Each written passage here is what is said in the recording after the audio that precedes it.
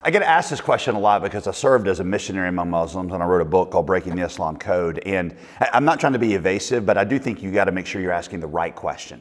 If the question is, are there multiple ways to God and does God receive the worship of Christians and Muslims alike? The answer is absolutely not, because Islam is a false way of salvation. It presents basically salvation by works, and it outright denies several key things about that Christianity teaches about God, like God being a Trinity and the personal nature of God, and just a number of things.